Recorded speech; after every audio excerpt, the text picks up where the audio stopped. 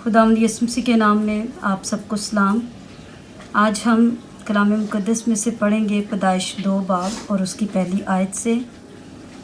सो आसमान और ज़मीन और उनके कुल लश्कर का बनाना ख़त्म हुआ और खुदा ने अपने सारे काम को जिसे वो करता था 7वें दिन ख़त्म किया और अपने सारे काम से जिसे वो कर रहा था 7वें दिन फारिग हुआ।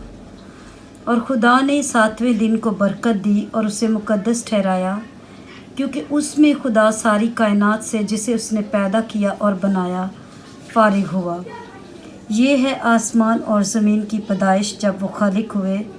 जिस दिन खुदावंद खुदा ने ज़मीन और आसमान को बनाया और ज़मीन पर अब तक खेत का कोई पौधा ना था और ना मैदान की कोई सब्ज़ी अब तक उगी थी, क्योंकि खुदावंद खुदा ने ज़मीन पर पानी नहीं बरसाया था और ना ज़मीन को जोतने को कोई इंसान था, बल्कि ज़मीन से कोहर उठती थी और तमाम रुई ज़मीन को सैराब करती थी।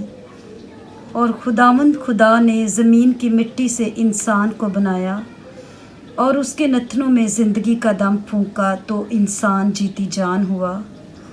और खुदावंद खुदा ने मशरिक़ की तरफ अदन में एक बाग लगाया और इंसान को जिसे उसने बनाया था वहाँ रखा।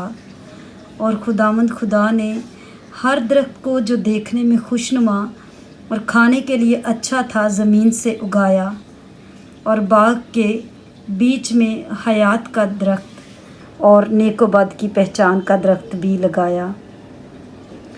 और अदन से एक दरिया बाग के सैराब करने को निकला और वहाँ से 4 नदियों में तकसीम हुआ।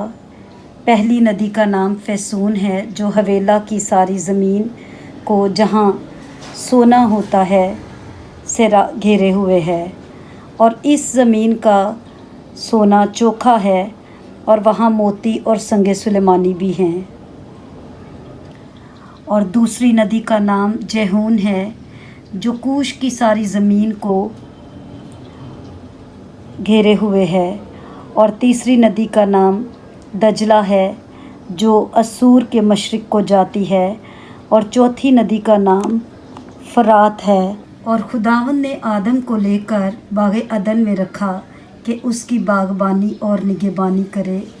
और खुदावंद खुदा ने आदम को हुक्म दिया और कहा कि तू बाग के हर दरख्त का फल बेरोक टोक खा सकता है, लेकिन नेक व बद की पहचान के दरख्त का कभी ना खाना, क्योंकि जिस रोज़ तूने उसमें से खाया तो मरा।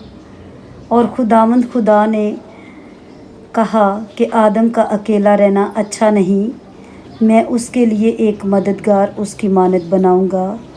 और खुदावंद खुदा ने कुल दश्ती जानवर और हवा के कुल परिंदे मिट्टी से बनाए और उनको आदम के पास लाया कि देखे कि वो उनके क्या नाम रखता है।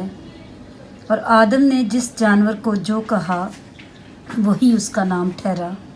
और आदम ने कुल चौपायों और हवा के परिंदों और कुल दश्ती जानवरों के नाम रखे, और आदम के लिए कोई मददगार उसकी मानद ना मिला।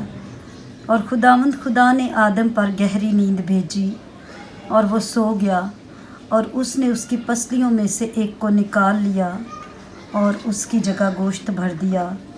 और खुदावंद खुदा उस पसली से जो उसने आदम से निकाली थी एक औरत बनाकर उसे आदम के पास लाया। और आदम ने कहा कि ये तो अब मेरी हड्डियों में से हड्डी और मेरे गोश्त में से गोश्त है, इसलिए वो नारी कहलाएगी, क्योंकि वो नर से निकाली गई है। इस वास्ते मर्द अपने माँ बाप को छोड़ेगा और अपनी बीवी से मिला रहेगा और वो एक तन होंगे। और आदम और उसकी बीवी दोनों नंगे थे और शर्माते ना थे। पाक कलाम के पढ़े और सुने जाने पर खुदावंद की बरकत हो। खुदावंद का शुक्र हो। आमीन।